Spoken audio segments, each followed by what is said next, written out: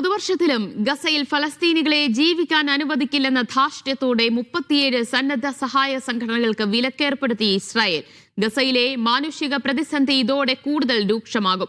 UN ഏജൻസികൾ ഉൾപ്പെടെയുള്ള സഹായ സംഘങ്ങൾക്ക് ഏർപ്പെടുത്തിയ വിലക്ക് പിൻവലിക്കാൻ ആഗോള സമ്മർദ്ദം ശക്തമാണ്. അതിനിടെ റഫ അതിർത്തി ഉടൻ തുറക്കാൻ ഇസ്രായേലിനോട് അമേരിക്ക നിർദ്ദേശിച്ചതായും റിപ്പോർട്ടുണ്ട്. ഇസ്രായേൽ ആക്രമണത്തിൽ ഗസയിൽ ഒരാൾ കൂടി കൊല്ലപ്പെട്ടു. ഇസ്രായേൽ കസ്റ്റഡിയിൽ ഒരു ഫലസ്തീനിയും കൊല്ലപ്പെട്ടു. വടക്കൻ ഗസയിൽ ജബാലിയയിൽ നിരവധി വസതികൾ ഇസ്രായേൽ സേന തകർത്തു. വിടവാങ്ങിയ അബു ഉബൈദ ഉൾപ്പെടെ പോരാളികൾക്കായി നാളെ പ്രാർത്ഥിക്കാൻ ഹമാസ് ആഹ്വാനം ചെയ്തു. വെടിനിർത്തൽ രണ്ടാം ഘട്ടം സംബന്ധിച്ച് അമേരിക്കയും മധ്യസ്ഥ രാജ്യങ്ങളും ആശയവിനിമയം തുടരുകയാണ്. MCA നാസർ വിവരങ്ങൾ നൽകും. MCA, ഇന്നലെയും ഇന്നുമായി ലോകത്തെ പലയിടങ്ങളിലായി ന്യൂ ഇയർ ആഘോഷിക്കുമ്പോൾ പക്ഷേ ഗസയിൽ സ്ഥിതി നേരെ തിരിച്ചാണ്. അവരുടെ ദുരിതം അല്ലെങ്കിൽ ദുരിത ജീവിതം ഒന്നുകൂടി മൂർച്ഛിക്കുന്നതാണ് കാണാൻ കഴിയുന്നത്. എത്രത്തോളം സന്നദ്ധ സംഘടനകൾക്കാണ് ഇപ്പോൾ ഇസ്രായേൽ വിലക്കേർപ്പെടുത്തിയിട്ടുള്ളത്? അത് എത്ര കണ്ട് ഗസയെ ബാധിക്കും ഇനി?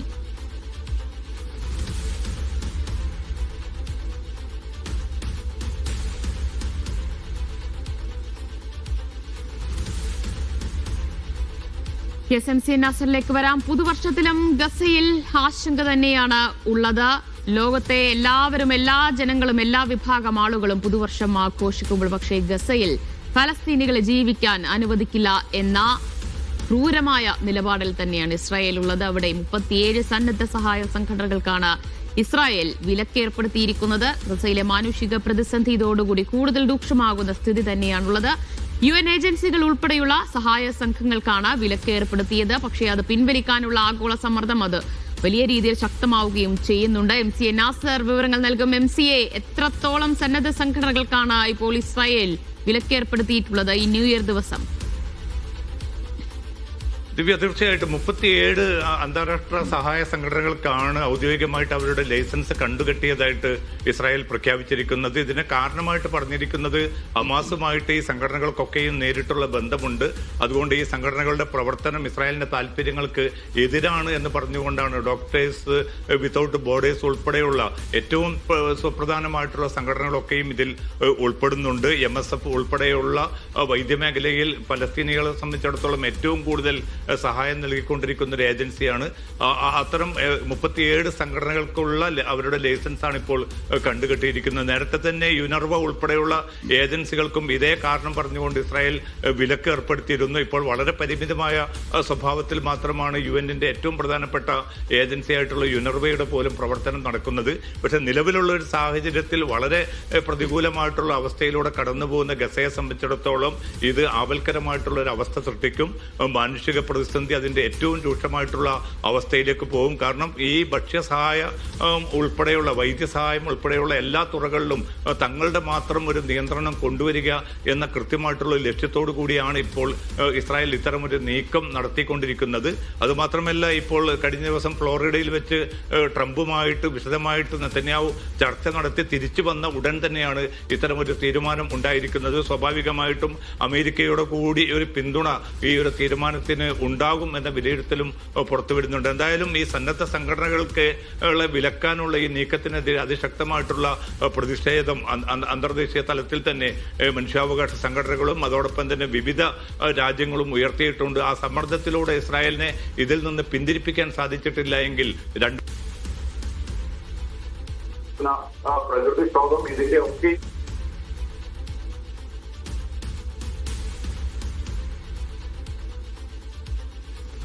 MCAയിലേക്ക് വരാം. എന്തായാലും ഗസയിലെ മാനുഷിക പ്രതിസന്ധി അതിരൂക്ഷമാകുന്ന തരത്തിലാണ് ഇപ്പോൾ ഇസ്രായേലിന്റെ നിലപാട് നടപടിയും ഉണ്ടായിട്ടുള്ളത്. വിവിധ സന്നദ്ധ സംഘടനകൾക്ക് കൂടി അവിടെ വിലക്ക് ഏർപ്പെടുത്തുന്ന ഒരു സ്ഥിതിയാണ് ഉള്ളത്. പക്ഷേ ആഗോള സമ്മർദ്ദം ഈ വിലക്ക് പിൻവലിക്കാനുള്ള ആഗോള സമ്മർദ്ദം ശക്തമാവുകയും ചെയ്യുന്നുണ്ട്. MCA നാസർ തുടരുന്നുണ്ട്. MCA, ഇതിനിടെ നമുക്ക് രണ്ടാം ഘട്ട വെടിനിർത്തൽ ചർച്ചകളിലേക്ക് കൂടിയൊന്ന് പോകേണ്ടതുണ്ട്. അതിൽ പുരോഗതിയുണ്ടോ? ആശയവിനിമയം ഇപ്പോഴും നടക്കുന്നുണ്ടോ? ദിവ്യ, ഔദ്യോഗികമായിട്ടുള്ള സ്വഭാവത്തിലുള്ള ഒരു ചർച്ചകളിലേക്ക് ഇനിയും നീങ്ങിയിട്ടില്ല. കാരണം ഫ്ലോറിഡയിൽ നെതന്യാഹുവും അതോടൊപ്പം തന്നെ ട്രംപും ഏതാണ്ട് മണിക്കൂറുകൾ നേരം ഇതുമായി ബന്ധപ്പെട്ട കാര്യങ്ങൾ ചർച്ച ചെയ്തിരുന്നു. എന്തായാലും രണ്ടാം ഘട്ട വെടിനിർത്തലുമായിട്ട് മുന്നോട്ട് പോകാൻ ഇസ്രായേലിനോട് അമേരിക്ക ആവശ്യപ്പെട്ടിട്ടുണ്ട്. ഇസ്രായേൽ ഇത് ഏറെക്കുറെ അംഗീകരിച്ചതായിട്ടുള്ള റിപ്പോർട്ടുകളാണ് പുറത്തു വരുന്നത്. ഇന്നിപ്പോൾ ഇസ്രായേൽ മാധ്യമങ്ങളിൽ വന്നിരിക്കുന്ന റിപ്പോർട്ടുകൾ പ്രകാരം റഫ അതിർത്തി ഉടൻ തന്നെ തുറക്കുമെന്ന റിപ്പോർട്ടാണ് ഇസ്രായേൽ മാധ്യമങ്ങൾ ഇപ്പോൾ ഇന്ന് വൈകിട്ട് മുതൽ പുറത്തുവിടുന്നത്. ഇത് അമേരിക്കയുടെ നിർദ്ദേശപ്രകാരമാണ് റഫ അതിർത്തി തുറക്കുന്നത് എന്ന ഒരു വിശദീകരണവും ഈ മാധ്യമ റിപ്പോർട്ടുകളിൽ കാണുന്നുണ്ട്. അതോടൊപ്പം തന്നെയാണ് തുർക്കി, ഈ ഖത്തർ, ഈജിപ്ത് എന്നീ 3 മധ്യസ്ഥ രാജ്യങ്ങളുമായിട്ട് അമേരിക്ക അനൌദ്യോഗിക സ്വഭാവത്തിൽ ഈ ചർച്ചകൾ ആരംഭിച്ചിട്ടുണ്ട്. കാരണം ഇതിലെ ഏറ്റവും പ്രധാനപ്പെട്ട 3 ഘടകങ്ങളാണ് ഇതിലുള്ളത്. ഒന്ന്, യുദ്ധാനന്തര ഗസയിൽ ഒരു ഇടക്കാല സർക്കാർ രൂപവൽക്കരിക്കണം. ആ സർക്കാർ പൂർണ്ണമായിട്ടും പലസ്തീനികളുടേത് മാത്രമായിരിക്കണമെന്ന ഒരു ഉപാധി ഹമാസ് നേതൃത്വം മുന്നോട്ട് വെച്ചിട്ടുണ്ട്. ഇത് അംഗീകരിക്കണമെന്നാണ് മധ്യസ്ഥ രാജ്യങ്ങൾ അമേരിക്കയോട് ആവശ്യപ്പെട്ടിരിക്കുന്നത്. അപ്പോൾ അങ്ങനെ വരികയാണെങ്കിൽ ഈ ഇടക്കാല സർക്കാരിൽ ആരൊക്കെ അംഗങ്ങളായിരിക്കും? അവർ പൂർണ്ണമായിട്ടും പലസ്തീനികൾ മാത്രമായിരിക്കുമോ? അതിന് അമേരിക്കയും ഇസ്രായേലും അനുവദിക്കുമോ എന്നതുൾപ്പെടെയുള്ള ചോദ്യങ്ങൾ നിലനിൽക്കുന്നുണ്ട്. അതോടൊപ്പം തന്നെ രണ്ടാമത്തെ ഏറ്റവും പ്രധാനപ്പെട്ട ഒരു ഘടകം എന്നത് അന്താരാഷ്ട്ര സേനയെ ഗസയിൽ വിന്യസിക്കുന്നതുമായി ബന്ധപ്പെട്ട കാര്യമാണ്. ഇതിൽ ഏതൊക്കെ രാജ്യങ്ങൾ പങ്കെടുക്കുമെന്ന കാര്യത്തിൽ ഇനിയും വ്യക്തത വരേണ്ടതുണ്ട്. നേരത്തെ പാകിസ്ഥാൻ ഇതിലേക്ക് സൈന്യത്തെ അയക്കില്ല എന്ന് വ്യക്തമാക്കിയിരുന്നു. അതോടൊപ്പം തന്നെ തുർക്കിയും ഖത്തറും അവരുടെ സൈന്യത്തെ ഗസയിലേക്ക് അയക്കരുത് എന്ന്, അത് തങ്ങൾ അനുവദിക്കുകയില്ല എന്ന് ഇസ്രായേൽ പറഞ്ഞിരുന്നു. പക്ഷേ ഇത് അംഗീകരിക്കാനാവില്ല. ഖത്തറിന്റെയും തുർക്കിയുടെയും സേന ഈ അന്താരാഷ്ട്ര സേനയുടെ ഭാഗമായി തന്നെ ഗസയിൽ എത്തണമെന്നാണ് അമേരിക്ക നിർദ്ദേശിച്ചിരിക്കുന്നത്. അതോടൊപ്പം തന്നെ ഏറ്റവും പ്രധാനപ്പെട്ട മറ്റൊരു കാര്യം ഹമാസിന്റെ നിരായുധീകരണമാണ്. ആ നിരായുധീകരണത്തിന് ഏത് നിലപാടായിരിക്കും സ്വീകരിക്കുക? ഹമാസ് സ്വമേധയാ തന്നെ അതിന് തയ്യാറാകുമോ എന്നതുൾപ്പെടെയുള്ള ചോദ്യങ്ങളും ബാക്കി നിൽക്കുകയാണ്. അത്തരം കാര്യങ്ങളിൽ കുറെ കൂടി വ്യക്തത വരുത്താനുള്ള ഒരു ചർച്ചയാണ് ഇപ്പോൾ അമേരിക്കയും മധ്യസ്ഥ രാജ്യങ്ങളും തമ്മിൽ നടക്കുന്നത്. തുടർന്ന് ഹമാസ് നേതൃത്വവുമായിട്ട് മധ്യസ്ഥ രാജ്യങ്ങൾ വീണ്ടും ചർച്ച നടത്തുമെന്നാണ് റിപ്പോർട്ടുകൾ പുറത്തുവരുന്നത്. ആ ചർച്ച വിജയിക്കുകയാണെങ്കിൽ തീർച്ചയായിട്ടും ഈ രണ്ടാം ഘട്ട വെടിനിർത്തലുമായിട്ട് മുന്നോട്ട് പോകും. അതോടൊപ്പം തന്നെ ഒരു ബന്ദിയുടെ മൃതദേഹം കൂടി ഇസ്രായേലിന് ലഭിക്കേണ്ടതുണ്ട്. അതിനുവേണ്ടിയുള്ള വലിയ സമ്മർദ്ദം ഇസ്രായേൽ നടത്തിക്കൊണ്ടിരിക്കുന്നുണ്ട്. ആ മൃതദേഹത്തിനായിട്ടുള്ള തെരച്ചിൽ പുരോഗമിക്കുകയാണ്. അത് കിട്ടിയാലുടൻ അതുകൂടി കൈമാറുന്നതോടുകൂടി ഹമാസ് പിന്നെ അവരുടെ ദൗത്യം, അവർ ഏറ്റെടുത്തിരിക്കുന്ന ഉത്തരവാദിത്തം അവർ പൂർത്തീകരിക്കും. എന്തായാലും ഈ ചർച്ചകൾ വളരെ ശരിയായിട്ടുള്ള ദിശയിലാണ് മുന്നോട്ട് പോകുന്നതെന്നാണ് ഖത്തർ വിദേശകാര്യ വകുപ്പിലെ ഉദ്യോഗസ്ഥരും മറ്റും ഏറ്റവും അവസാനമായിട്ട് വ്യക്തമാക്കിയിരിക്കുന്നത്. ഇവിടെ ഈ രീതിയിലുള്ള ഉപരോധം കടുപ്പിക്കുന്നതിനിടയിൽ ആക്രമണവും വലിയ രീതിയിൽ ശക്തമാക്കുന്നുണ്ടോ ഇസ്രായേൽ സൈന്യം? ദിവ്യ, തീർച്ചയായിട്ടും. കാരണം ഈ പുതുവർഷത്തിന്റെ ഘട്ടത്തിൽ പോലും ഇന്നലെ രാത്രിയും ഇന്ന് രാവിലെയും ഒക്കെ ഖാൻ യൂനിസിലും അതോടൊപ്പം തന്നെ റഫയിലും ഒക്കെ ആക്രമണം നടന്നിരുന്നു. ഒരാൾ കൊല്ലപ്പെടുകയും നിരവധി പേർക്ക് പരിക്കേറ്റതുമായിട്ടുള്ള റിപ്പോർട്ടുകളാണ് പുറത്തു വരുന്നത്.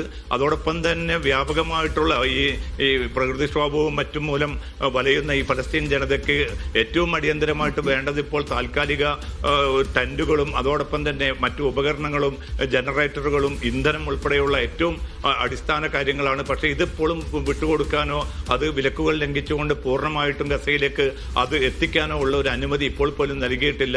അതിനുവേണ്ടി മധ്യസ്ഥ രാജ്യങ്ങൾ വലിയ തോതിലുള്ള സമ്മർദ്ദം അമേരിക്കയ്ക്ക് മേൽ ചെലുത്തിയിരുന്നു. പക്ഷെ ആ സമ്മർദ്ദവും വിജയിച്ചിട്ടില്ല എന്നാണ് ഇപ്പോൾ ഈ പിന്നിട്ട 2 ദിവസമായിട്ട് ഈ ചർച്ച അവസാനിപ്പിച്ച് നെതന്യാഹു തിരിച്ചെത്തിയെങ്കിൽ പോലും ഗസയിലേക്ക് ആ സ്വഭാവത്തിലുള്ള സഹായം എത്തിക്കാനോ ഈ പ്രതിസന്ധി മറികടക്കാനോ ഉള്ളൊരു നീക്കം ഇനിയും ഉണ്ടായിട്ടില്ല. എന്തായാലും ചർച്ചകൾ ശരിയായിട്ടുള്ള ദിശയിൽ തന്നെ പോകുന്നുണ്ട്. പക്ഷേ ഈ ആക്രമണം തുടർന്നുകൊണ്ടേയിരിക്കുകയാണ്. കാരണം ഇപ്പോൾ തന്നെ 400-ലധികം പേർ ഫലസ്തീനികളാണ് ഈ വെടിനിർത്തൽ കാലയളവിൽ പോലും കൊല്ലപ്പെട്ടത്. 1200ഓളം ഫലസ്തീനികൾക്ക് പരിക്കേൽക്കുന്ന ഒരു സാഹചര്യവും ഉണ്ടായിട്ടുണ്ട്. അപ്പോൾ ഈ ചർച്ചകളൊക്കെയും ഒരു ഭാഗത്ത് നടക്കുന്ന അതേ അവസ്ഥയിൽ തന്നെയാണ് ഈ വെടിനിർത്തൽ ലംഘനം വളരെ ശക്തമായി തന്നെ വ്യാപകമായി തന്നെ ഇസ്രായേൽ തുടരുന്ന ഒരു സാഹചര്യം കൂടി രൂപപ്പെട്ടിരിക്കുന്നതും. ദിവ്യ, ന്യൂ ഇയർ ദിനത്തിലും സമാധാനമില്ലാത്ത സാഹചര്യം തന്നെയാണ് ഗസയിലുള്ളത്. വിശദാംശങ്ങളാണ് MC നാസർ നൽകിയത്. UAE-യിലെ ശൈത്യകാല അവധി കഴിഞ്ഞ് വിദ്യാലയങ്ങൾ തുറക്കാനിരിക്കെ വിമാനനിരക്ക് കുത്തനെ വർദ്ധിപ്പിച്ച് കമ്പനികൾ. ശൈത്യകാല അവധിയും ക്രിസ്മസ് ആഘോഷിക്കാൻ നാട്ടിലേക്ക് പോയ പ്രവാസികൾ തിരികെ എത്താൻ വൻ തുക ടിക്കറ്റിന് മുടക്കേണ്ടി വരും. 1 മാസത്തോളം വരുന്ന ശൈത്യകാല അവധിക്ക് ശേഷം ജനുവരി 5-നാണ് വിദ്യാലയങ്ങൾ തുറക്കുന്നത്. കേരളത്തിൽ നിന്നും UAE-യിലേക്കുള്ള യാത്രക്കാരുടെ തിരക്ക് മുതലെടുത്ത് 4-5 ഇരട്ടി വർധനവാണ് വിമാന കമ്പനികൾ ടിക്കറ്റ് നിരക്കിൽ വരുത്തിയിരിക്കുന്നത്. ഡിസംബറിൽ കുറഞ്ഞ നിരക്കിൽ നാട്ടിലേക്ക് പോയവർക്ക് തിരികെ വരാൻ അതിന്റെ പല മടങ്ങ് തുക നൽകേണ്ടി വരും. ജനുവരി ആദ്യവാരത്തിൽ കേരളത്തിലെ വിവിധ വിമാനത്താവളങ്ങളിൽ നിന്ന് UAE-യിലേക്കുള്ള നേരിട്ടുള്ള യാത്രക്ക് 1200 ദിർഹം മുതൽ 4500 ദിർഹം വരെയാണ് ടിക്കറ്റ് നിരക്ക്. കണ്ണൂരിൽ നിന്ന് 1250 ദിർഹം മുതൽ 1650 ദിർഹം വരെ. കൊച്ചിയിൽ നിന്ന് 2500 മുതൽ 3250 ദിർഹം വരെ. തിരുവനന്തപുരത്ത് നിന്ന് 3300 ദിർഹത്തിന് മുകളിൽ. കോഴിക്കോട് നിന്ന് 4500 ദിർഹം വരെയും പല വിമാന കമ്പനികളും ഈടാക്കുന്നുണ്ട്. നേരിട്ടുള്ള വിമാനങ്ങൾക്ക് നിരക്ക് ഉയർത്തിയതോടെ പലരും കണക്ഷൻ ഫ്ലൈറ്റുകളെയും ഒമാൻ വഴിയുള്ള റോഡ് യാത്രയെയുമാണ് ആശ്രയിക്കുന്നത്. എന്നാൽ ഒമാനിലേക്കുള്ള ടിക്കറ്റ് നിരക്കിലും വർധനവുണ്ടായത് സാധാരണക്കാരായ പ്രവാസികളെയും കുടുംബങ്ങളെയും ഒരുപോലെ ബുദ്ധിമുട്ടിക്കുന്നുണ്ട്. Media 1 Dubai. സൗദിയിൽ മധുരപാനീയങ്ങൾക്ക് പഞ്ചസാരയുടെ തോതനുസരിച്ച് നികുതി ചുമത്തുന്ന പുതിയ രീതി പ്രാബല്യത്തിലായി. നിലവിലുണ്ടായിരുന്ന സെലക്ടീവ് നികുതി നയം തിരുത്തിയാണ് പുതിയ രീതി നടപ്പിലാക്കിയത്. പൊതുജനാരോഗ്യ സംരക്ഷണവും പഞ്ചസാരയുടെ ഉപഭോഗവും കുറയ്ക്കുന്നതും ലക്ഷ്യമിട്ടാണ് പുതിയ നീക്കം. കഴിഞ്ഞ നവംബറിൽ വ്യവസായ ധാതുവിഭവ മന്ത്രി ബന്ദർ അൽ ഖുറൈഫ് പ്രഖ്യാപിച്ചതാണ് പുതിയ നികുതി നയം. നിയമം ഇന്നു മുതൽ പ്രാബല്യത്തിലായി. പഞ്ചസാരയുടെ അളവിനനുസരിച്ച് മധുരപാനീയങ്ങൾക്ക് പ്രത്യേക നികുതി ചുമത്താനും ഗ്യാസ് നിറച്ച സോഡാ പാനീയങ്ങളുടെ നികുതി പൂർണ്ണമായും ഒഴിവാക്കാനുമുള്ള സക്കാത്ത് ടാക്സ് ആൻഡ് കസ്റ്റംസ് അതോറിറ്റിയുടെ തീരുമാനം ഇതോടെ പ്രാബല്യത്തിലായി. മധുരപാനീയങ്ങളുടെ നികുതി പഞ്ചസാരയുടെ അളവിനനുസരിച്ച് 4 വിഭാഗങ്ങളായി തിരിച്ചാണ് തീരുമാനം. പഞ്ചസാരയല്ലാത്ത കൃത്രിമ മധുരം മാത്രം അടങ്ങിയ പാനീയങ്ങൾക്ക് നികുതിയില്ല. 100 മില്ലി ലിറ്ററിൽ 5 ഗ്രാമിൽ താഴെ പഞ്ചസാരയുള്ളവക്കും നികുതിയുണ്ടാകില്ല. 100 മില്ലി ലിറ്ററിൽ 5 മുതൽ 7.99 ഗ്രാം വരെ പഞ്ചസാരയുള്ളവർക്ക് ലിറ്ററിന് 0.79 റിയാലും 100 മില്ലി ലിറ്ററിൽ 8 ഗ്രാമോ അതിലധികമോ പഞ്ചസാരയുള്ളവർക്ക് ലിറ്ററിന് 1.09 റിയാലും നികുതിയായി ഈടാക്കും. ഉൽപാദകരോ ഇറക്കുമതിക്കാരോ നിശ്ചയിച്ച വിലയോ അതോറിറ്റി നിശ്ചയിക്കുന്ന അടിസ്ഥാന വിലയോ ഏതാണോ കൂടുതൽ അതിന്മേലായിരിക്കും നികുതി ഈടാക്കുക. നികുതി വിവരങ്ങളിൽ തെറ്റായ വിവരങ്ങൾ നൽകുന്നവർക്കെതിരെ പിഴയടക്കമുള്ള കർശന നടപടികൾ സ്വീകരിക്കുമെന്നും അതോറിറ്റി മുന്നറിയിപ്പ് നൽകി. Naushad റിക്കൂർ, media 1, Dammam. സൗദിയിൽ വിദേശ കമ്പനികളുടെ നേരിട്ടുള്ള നിക്ഷേപത്തിൽ വർധന 34.5%-ന്റേതാണ് വളർച്ച. ഈ വർഷം 3-ാം പാദത്തിലേതാണ് കണക്ക്. ആകെ നിക്ഷേപം 2490 കോടി റിയാൽ കടന്നതായാണ് കണക്ക്. ജനറൽ അതോറിറ്റി ഫോർ സ്റ്റാറ്റിസ്റ്റിക്സ് ആണ് കണക്കുകൾ പുറത്തുവിട്ടത്. വിദേശ കമ്പനികളുടെ നേരിട്ടുള്ള നിക്ഷേപത്തിലാണ് വർധന. 34.5%-ന്റേതാണ് വളർച്ച. ഈ വർഷം 3-ാം പാദത്തിലേതാണ് കണക്ക്. ഈ കാലയളവിൽ ആകെ നിക്ഷേപം 2490 കോടി റിയാലാണ്. 2-ാം പാദത്തെ അപേക്ഷിച്ച് 5.2% വർധനമാണ് ഉണ്ടായത്. കഴിഞ്ഞ വർഷം 3-ാം പാദത്തെ താരതമ്യം ചെയ്യുമ്പോൾ 4.4%-മാണ് വർധന.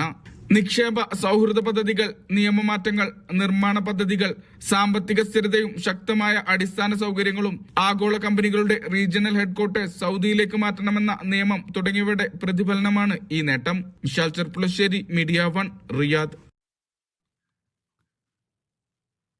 വിദേശ തൊഴിലാളികൾ ഒമാനിലേക്ക് വരുന്നതിന് മുൻപ് യോഗ്യതാ പരിശോധന കർശനമാക്കി തൊഴിൽ മന്ത്രാലയം. പ്രൊഫഷണൽ അക്രഡിറ്റേഷൻ സംവിധാനത്തിന് കീഴിൽ വരുന്ന പ്രവാസി തൊഴിലാളികൾക്കുള്ള പ്രീ എൻട്രി പരിശോധനയാണ് കർശനമാക്കുന്നത്. വ്യാജ സർട്ടിഫിക്കറ്റുകൾക്ക് പിഴ ചുമത്തുമെന്നും മുന്നറിയിപ്പുണ്ട്.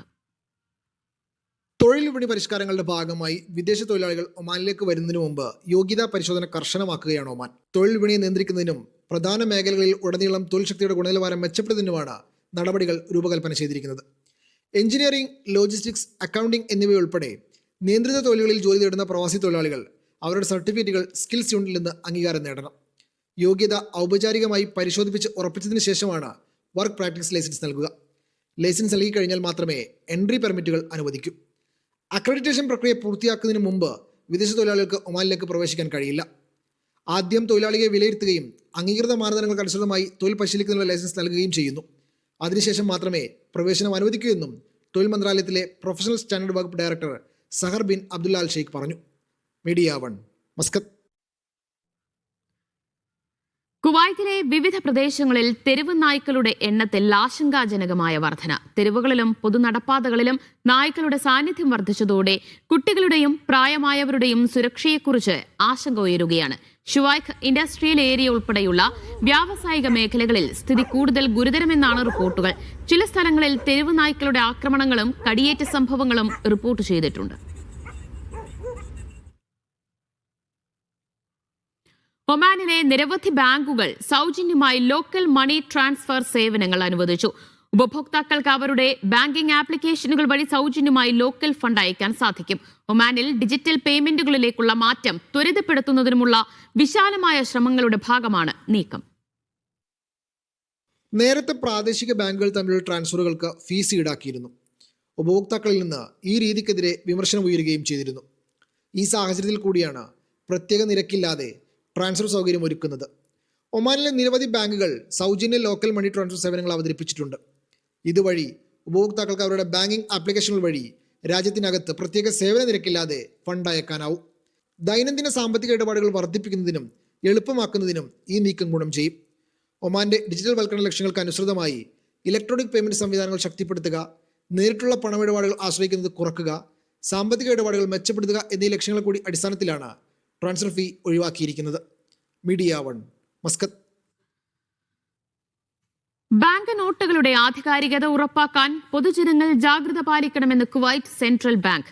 നോട്ടുകൾ വെളിച്ചത്തിലേക്ക് ഉയർത്തി വോട്ടർമാർക്ക് പരിശോധിക്കുക, ചരിച്ച് നിറമാറ്റങ്ങൾ നിരീക്ഷിക്കുക തുടങ്ങി വിവിധ മാർഗങ്ങൾ നിർദ്ദേശിച്ചു. സുരക്ഷാ ത്രെഡും ഉയർന്ന പ്രിന്റിംഗും സ്പർശിച്ച് പരിശോധിക്കണമെന്നും സെൻട്രൽ ബാങ്ക് അറിയിച്ചു. ആധികാരികതയിൽ സംശയമുള്ളവർ സമീപത്തെ ബാങ്ക് ശാഖയിലോ സെൻട്രൽ ബാങ്കിന്റെ ബാങ്കിംഗ് ഹാളിലോ എത്തി പരിശോധന നടത്തണമെന്നും നിർദ്ദേശിച്ചു.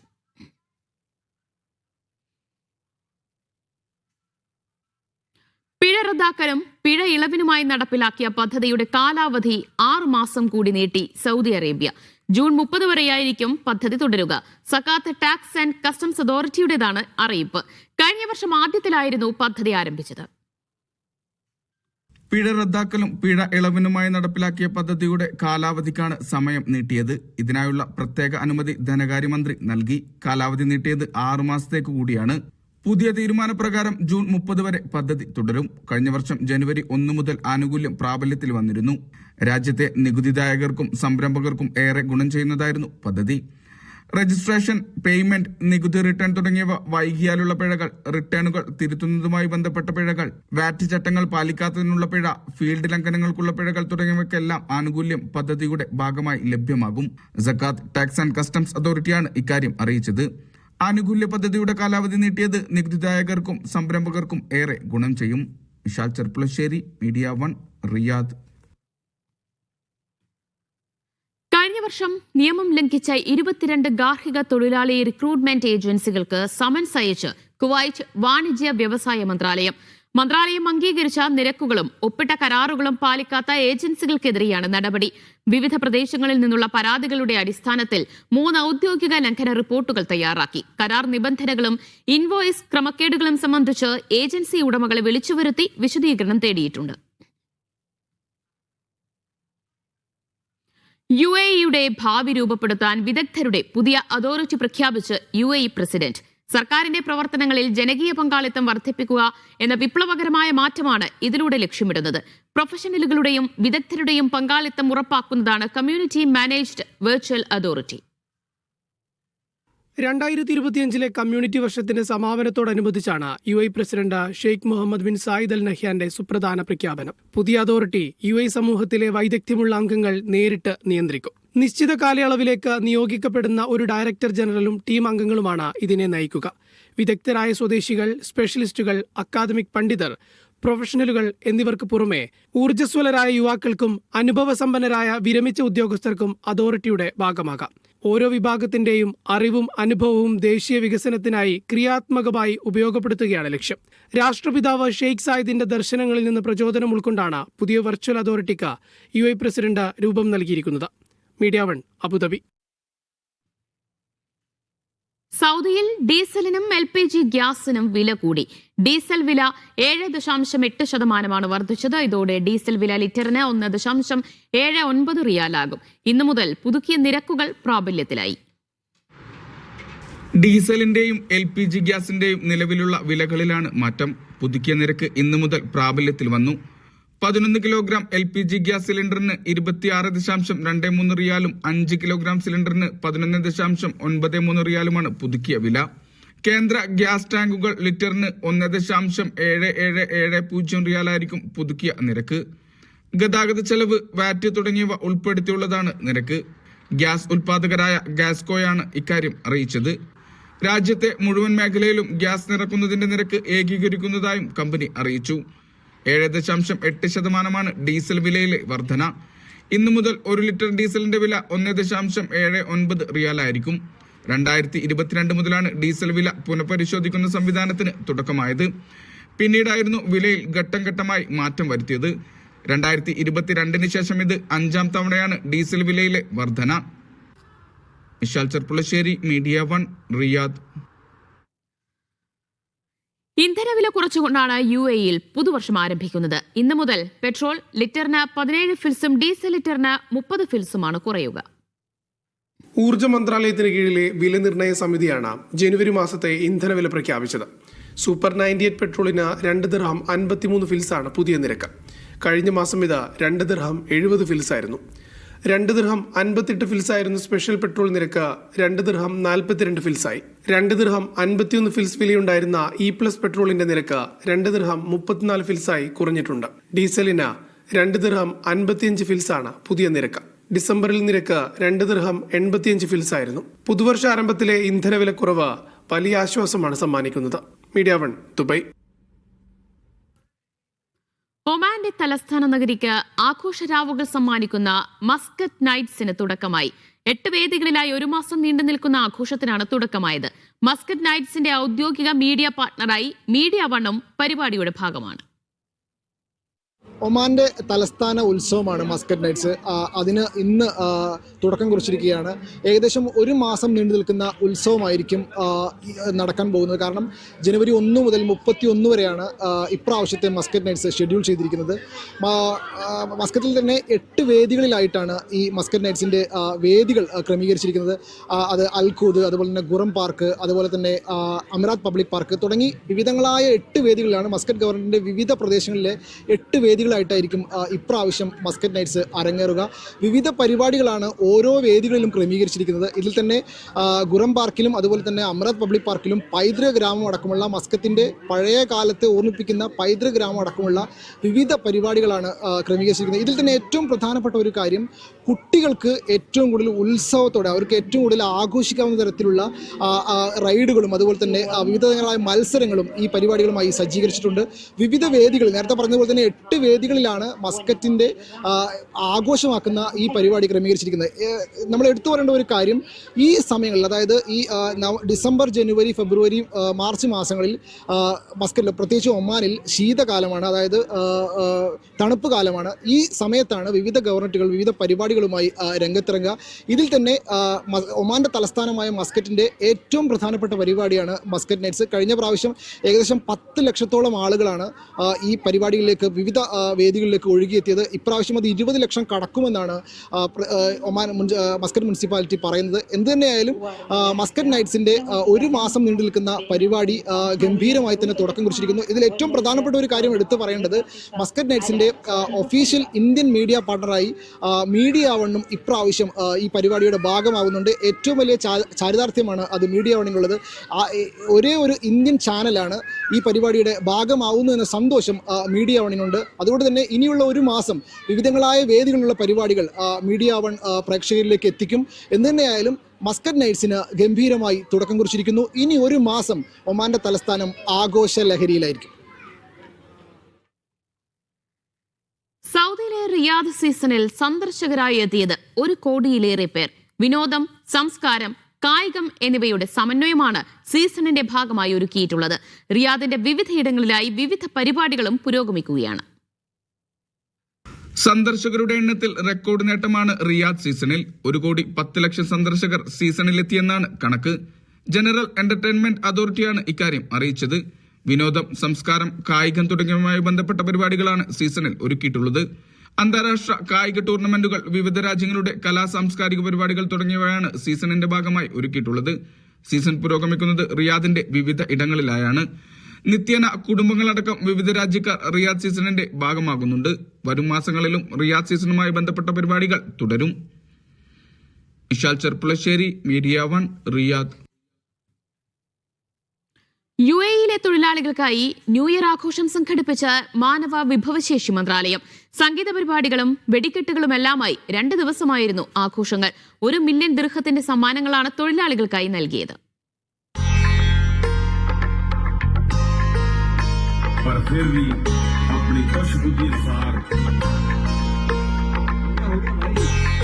UAE മാനവ വിഭവശേഷി മന്ത്രാലയം UAE-ലെ തൊഴിലാളികൾക്കായി ഒരുക്കുന്ന പുതുവത്സര ആഘോഷത്തിലാണ് ഞാനുള്ളത്. 2 ദിവസങ്ങളായി നടക്കുന്ന ആഘോഷത്തില് പങ്കെടുക്കുന്ന തൊഴിലാളികളാണ് ഈ കാണുന്നത്.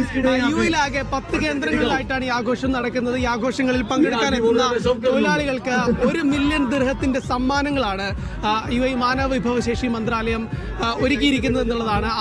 ഒന്നാം സമ്മാനം കാറാണ്. ആ കാറിന്റെ ജേതാവിനെ നമുക്ക് പരിചയപ്പെടാം. അതുപോലെ തന്നെ മൊബൈൽ ഫോണുകൾ, അതുപോലെ തന്നെ ഫ്ലൈറ്റ് ടിക്കറ്റുകൾ, അങ്ങനെ തൊഴിലാളികൾക്ക് സഹായമായിട്ടുള്ള കാര്യങ്ങളാണ് ഈ 1 മില്യൺ ദിർഹത്തിൽ നിന്ന് ഒരുക്കിയിട്ടുള്ളത്.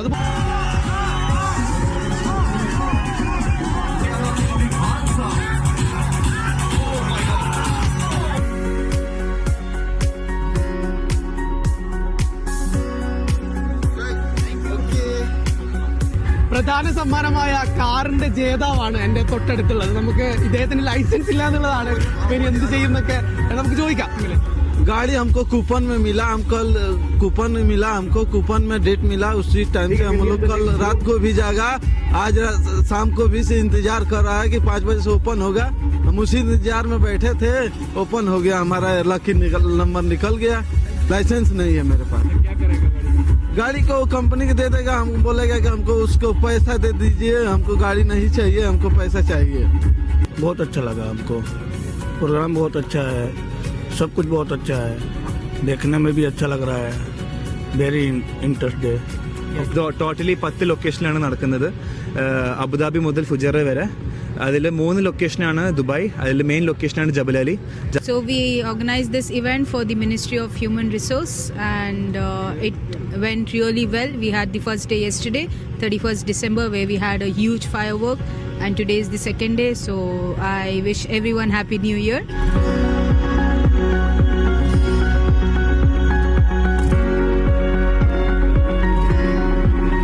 യുടെ വളർച്ചയിൽ ഈ തൊഴിലാളികൾ വഹിക്കുന്ന പങ്ക് സർക്കാർ വിസ്മരിക്കുന്നില്ല എന്നതിന് തെളിവാണ് ദുബായ് ജബലിൽ നിന്ന് യാസർ അർഫാത്തിനൊപ്പം ലോക റെക്കോർഡുകൾ തകർത്ത UAE-യുടെ പുതുവത്സരാഘോഷം. 62 മിനിറ്റ് തുടർച്ചയായി വെടിക്കെട്ട് നടത്തി സൈദ് ഫെസ്റ്റിവലും ഡ്രോണുകളിലും കരിമരുന്നിലും വിസ്മയം തീർത്ത് റാസൽ ഖൈമയും പുതിയ റെക്കോർഡുകൾ കുറിച്ചു. ബുർജ് ഖലീഫയിലെ വെടിക്കെട്ടും ലേസർ ഷോയും ഇത്തവണയും അത്ഭുതമായി.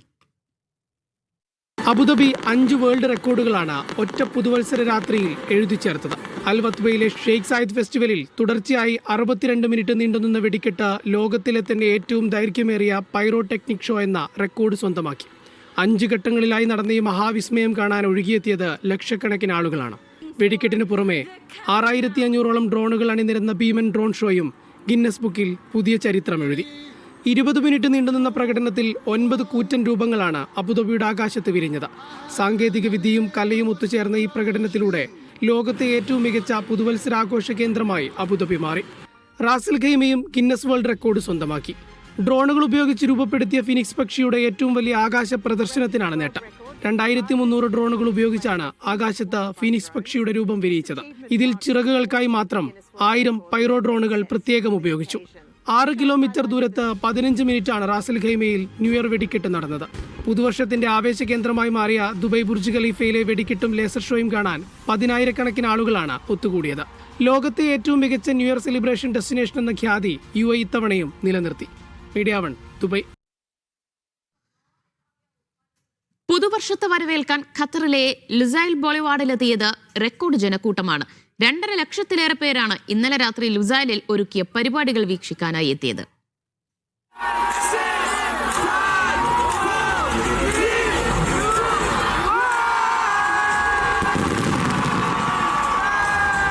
ലേസർ ഷോയും വെടിക്കെട്ടും സംഗീത പരിപാടിയും ആസ്വദിക്കാനാണ് 2.5 ലക്ഷത്തിലേറെ പൗരന്മാരും താമസക്കാരും ലുസൈലിൽ തടിച്ചുകൂടിയത്.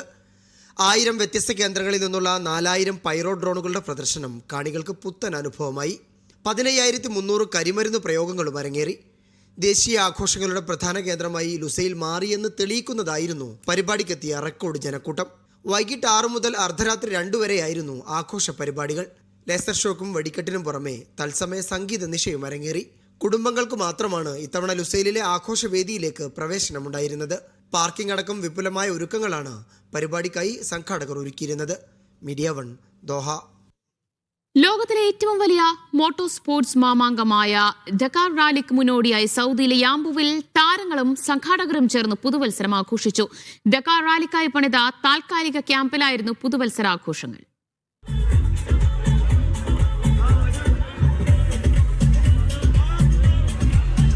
ലോകത്തിലെ തന്നെ ഏറ്റവും വലിയ ഓഫ് റോഡ് റാലിയായ ഡക്കർ റാലിയുടെ തുടക്കത്തിലാണ് നമ്മളുള്ളത്. യാൻബൂവിൽ നിന്നാണ് സ്റ്റാർട്ട് ചെയ്യുന്നത്. യാൻബൂവിൽ നിന്ന് തുടങ്ങി റിയാദിലൊക്കെ കറങ്ങിയിട്ട് ഏകദേശം 8000 കിലോമീറ്റർ താണ്ടി തിരിച്ച് യാൻബൂവിൽ എത്തുന്ന ഒരു ബൃഹത്തായ ഒരു റാലിയാണ് നടക്കാൻ പോകുന്നത്. അതിന്റെ തുടക്ക ക്യാമ്പിലാണ് ഞങ്ങളിപ്പോൾ ഉള്ളത്. മലയാളികളായ ആളുകളും വളരെ ധാരാളമായി ഈ ക്യാമ്പിൽ പ്രവർത്തിക്കുന്നുണ്ട്.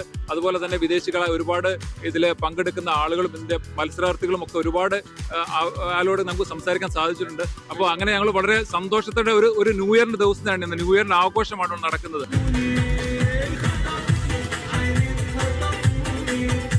ലോകം പുതുവർഷത്തെ വരവേൽക്കുമ്പോൾ ആവേശത്തിന്റെ കൊടുമുടിയിലായിരുന്നു യാംബുവിലെ ഡക്കാർ റാലി ക്യാമ്പ്.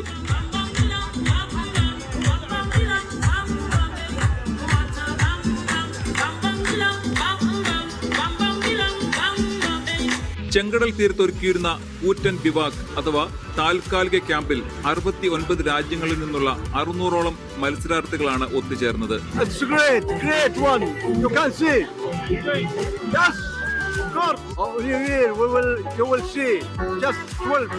റാലിയുടെ ക്രാഷ് ടെസ്റ്റുകൾക്കും വാഹന പരിശോധനയ്ക്കും ഇടയിൽ ലഭിച്ച ചെറിയ ഇടവേളകൾ താരങ്ങൾ ആഘോഷമാക്കി മാറ്റി.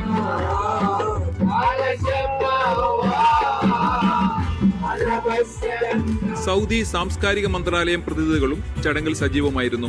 Today we will celebrate with the first day in Dakar here in Yanbu. We will make it the culture for traditional culture for music from Yanbu also. Then also me and my team also we will celebrate it here. Then I will tell them welcome all in Yanbu.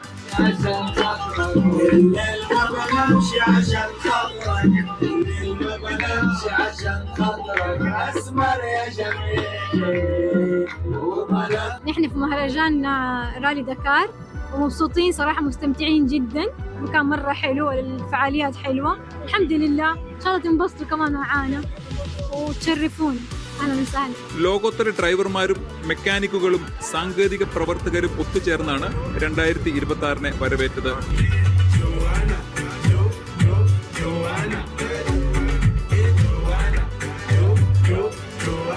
മരുഭൂമിയിലൂടെ 8000 kilometre യാത്രയ്ക്ക് മുൻപുള്ള മാനസിക ഉല്ലാസം കൂടിയായി ഈ ഒത്തുചേരൽ. ജനുവരി 3 flag off ചെയ്യുന്ന റാലിയുടെ ഒരുക്കങ്ങൾ അവസാന ഘട്ടത്തിലാണ്. ഡക്കർ റാലിയുടെ ക്യാമ്പിൽ നിന്നും നിയാസ് യൂസഫ്, മീഡിയ 1. വർഷത്തിലെ ഏറ്റവും തണുപ്പേറിയ സീസണിലേക്ക് സൗദി കടന്നതായി കാലാവസ്ഥാ നിരീക്ഷണ കേന്ദ്രം. ഡിസംബർ അവസാനത്തോടെ ആരംഭിച്ച് ജനുവരി ആദ്യവാരം വരെയാണ് സീസൺ തുടരുക. ഈ ദിവസങ്ങളിൽ രാത്രി ദൈർഘ്യമേറിയതും പകൽ ചുരുങ്ങിയതുമാകുമെന്നാണ് കാലാവസ്ഥാ നിരീക്ഷണ കേന്ദ്രത്തിന്റെ അറിയിപ്പ്. സൗദിയിൽ തണുപ്പേറിയിരിക്കുകയാണ്. ജനുവരി ആദ്യവാരം മുതൽ ഏറ്റവും തണുപ്പേറിയ സീസണായ അൽ അസ്രക്കിന് രാജ്യത്ത് തുടക്കമാകും. ഇതോടെ രാജ്യത്ത് രാത്രിക്ക് ദൈർഘ്യമേറുകയും പകൽ ചുരുങ്ങുകയും ചെയ്യും. ആകാശം തിളക്കമുള്ള നീല നിറത്തിൽ കാണുകയും മേഘങ്ങളില്ലാതെ തെളിഞ്ഞു നിൽക്കുകയും ചെയ്യുന്നതും അസ്രഖ് സീസണിന്റെ പ്രത്യേകതയാണ്. സീസൺ മാറ്റവുമായി ബന്ധപ്പെട്ട് ചൂട് കുറയുകയും രാത്രികാലങ്ങളിലും പുലർച്ചെയും തണുപ്പ് ഇരട്ടിക്കുകയും ചെയ്യും. സൗദിയുടെ വിവിധ ഇടങ്ങളിൽ നിലവിൽ കുറഞ്ഞ താപനിലയാണുള്ളത്. ഖുറയാത്തിൽ 2 ഡിഗ്രി സെൽഷ്യസും തബൂക്ക്, തുറൈഫ് എന്നിവിടങ്ങളിൽ 3 ഡിഗ്രി സെൽഷ്യസും അബഹ, അറാർ, സക്കാക്ക, ഹാഇൽ, ഹഫറുൽബാത്ത് തുടങ്ങിയ ഇടങ്ങളിൽ 4 ഡിഗ്രി സെൽഷ്യസുമാണ് നിലവിലെ താപനില. ത്വായിഫിൽ 5 ഡിഗ്രി സെൽഷ്യസും റിയാദ്, ഖമീസ്, മുഷേദ് എന്നിവിടങ്ങളിൽ 6 ഡിഗ്രി സെൽഷ്യസും ഇന്ന് രേഖപ്പെടുത്തി. Vishal Cherpulassery, media 1, Riyadh. 2026 ഏറ്റവും തണുപ്പേറിയ മാസം ജനുവരി എന്ന് ഖത്തർ കാലാവസ്ഥാ നിരീക്ഷണ വകുപ്പ്. പ്രതിമാസ കാലാവസ്ഥാ റിപ്പോർട്ടിലാണ് അധികൃതർ ഇക്കാര്യം വ്യക്തമാക്കിയത്. പൊതുജനങ്ങൾ ജാഗ്രത പാലിക്കണമെന്ന് അധികൃതർ മുന്നറിയിപ്പ് നൽകി. ഖത്തറിലെ ശീതകാലത്തിന്റെ 2ാം മാസമാണ് ജനുവരി. ഈ മാസത്തിലുടനീളം തണുപ്പു നിറഞ്ഞ കാലാവസ്ഥ തുടരുമെന്നും 2ാം വാരത്തിൽ മഴയ്ക്ക് സാധ്യതയുണ്ടെന്നും നിരീക്ഷണ വകുപ്പ് അറിയിച്ചു. മാസത്തിന്റെ ആദ്യ പകുതിയിൽ മഞ്ഞു മൂടിയ കാലാവസ്ഥയാകും ഉണ്ടാകുക. 17.7 ഡിഗ്രി സെൽഷ്യസ് ആകും ഇക്കാലയളവിലെ ശരാശരി താപനില. 1964 രേഖപ്പെടുത്തിയ 3.8 ഡിഗ്രി സെൽഷ്യസ് ആണ് ജനുവരിയിൽ രേഖപ്പെടുത്തിയ ചരിത്രത്തിലെ ഏറ്റവും കുറഞ്ഞ താപനിലയെന്നും അധികൃതർ വ്യക്തമാക്കി. മിസൈദിലാണ് വ്യാഴാഴ്ച ഏറ്റവും കുറവ് താപനില റിപ്പോർട്ട് ചെയ്തത്, 6 ഡിഗ്രി സെൽഷ്യസ്. ഖത്തർ യൂണിവേഴ്സിറ്റിയിലും ദോഹ എയർപോർട്ടിലുമാണ് കൂടുതൽ താപനില, 23 ഡിഗ്രി സെൽഷ്യസ്. തണുപ്പ് കൂടുന്ന സാഹചര്യത്തിൽ ആഭ്യന്തര മന്ത്രാലയം ജാഗ്രതാ നിർദ്ദേശങ്ങൾ പുറപ്പെടുവിച്ചിട്ടുണ്ട്. അടച്ചിട്ടതോ വേണ്ടത്ര വായുപ്രവാഹമോ ഇല്ലാത്ത ഇടങ്ങളിൽ ചൂടു കായാൻ തീയോ കരിയോ ഉപയോഗിക്കരുതെന്ന് മന്ത്രാലയം മുന്നറിയിപ്പ് നൽകി. Media 1 Doha. ജിദ്ദ അന്താരാഷ്ട്ര വിമാനത്താവളം വഴിയുള്ള യാത്രക്കാരുടെ എണ്ണത്തിൽ റെക്കോർഡ് വർധന. 2025 5 കോടിയിലേറെ പേരാണ് വിമാനത്താവളം വഴി യാത്ര ചെയ്തത്. ഹജ്ജ്, ഉംറ തീർത്ഥാടകരെത്തുന്ന പ്രധാന വിമാനത്താവളം കൂടിയാണ് കിങ് അബ്ദുൽ അസീസ് അന്താരാഷ്ട്ര വിമാനത്താവളം. 530 ലക്ഷം യാത്രക്കാരാണ് 2025 ജിദ്ദ കിങ് അബ്ദുൽ അസീസ് അന്താരാഷ്ട്ര വിമാനത്താവളത്തിലെത്തിയത്. വിമാനത്താവള ചരിത്രത്തിലെ ഏറ്റവും ഉയർന്ന നിരക്കാണിത്. കഴിഞ്ഞ വർഷം വിമാനത്താവളത്തിൽ അന്താരാഷ്ട്ര ആഭ്യന്തര സർവീസുകളുടെ എണ്ണത്തിലും ഗണ്യമായ വർധനയുണ്ടായി. കൈകാര്യം ചെയ്ത ബാഗേജുകളുടെ എണ്ണത്തിലും വലിയ തോതിലുള്ള വർധന രേഖപ്പെടുത്തി. വ്യോമയാന ടൂറിസം മേഖലയിൽ രാജ്യത്തെ ആഗോള കേന്ദ്രമാക്കി മാറ്റുക എന്നതാണ് ലക്ഷ്യം. ഇതിന്റെ ഭാഗമായി നടന്ന അടിസ്ഥാന സൗകര്യ വികസനവും വിമാനത്താവളത്തിന്റെ ശേഷി വർദ്ധിപ്പിക്കുന്നതിനുമുള്ള ശ്രമങ്ങളുമാണ് നേട്ടമുണ്ടാക്കിയത്. 2030 ആകുമ്പോഴേക്കും പ്രതിവർഷം 10 കോടിയിലധികം യാത്രക്കാരെ സ്വീകരിക്കാൻ ഒരുങ്ങുകയാണ് ജിദ്ദ വിമാനത്താവളം. Media 1 Jeddah. സൗദി കിരീടാവകാശി മുഹമ്മദ് ബിൻ സൽമാനുമായും UAE president Sheikh Mohammed bin സയ്യിദുമായും ഫോണിൽ ചർച്ച നടത്തി ഖത്തർ അമീർ Sheikh Tamim bin Hamad Al Thani. മേഖലയിലെ സമീപകാല രാഷ്ട്രീയ സംഭവ വികാസങ്ങൾ നേതാക്കൾ ചർച്ച ചെയ്തു. രാഷ്ട്രങ്ങൾക്കിടയിലുള്ള സൗഹൃദം ശക്തിപ്പെടുത്താനുള്ള വഴികളും ചർച്ചയായി. 2026 GCCയുടെ ടൂറിസം തലസ്ഥാനമായി തെരഞ്ഞെടുക്കപ്പെട്ട് ദോഹ. GCC ജനറൽ സെക്രട്ടേറിയറ്റാണ് ഇത് സംബന്ധിച്ച പ്രഖ്യാപനം നടത്തിയത്. അതിനൂതനമായ ഗതാഗത അടിസ്ഥാന സൗകര്യങ്ങളും ഹമദ് അന്താരാഷ്ട്ര വിമാനത്താവളത്തിന്റെ ആഗോള കണക്ടിവിറ്റിയും നേട്ടത്തിന് കാരണമായി. 2025 വർഷത്തിന്റെ ആദ്യ 9 മാസം വരെ 35 ലക്ഷം സന്ദർശകർ ഖത്തറിലെത്തിയെന്നാണ് കണക്ക്.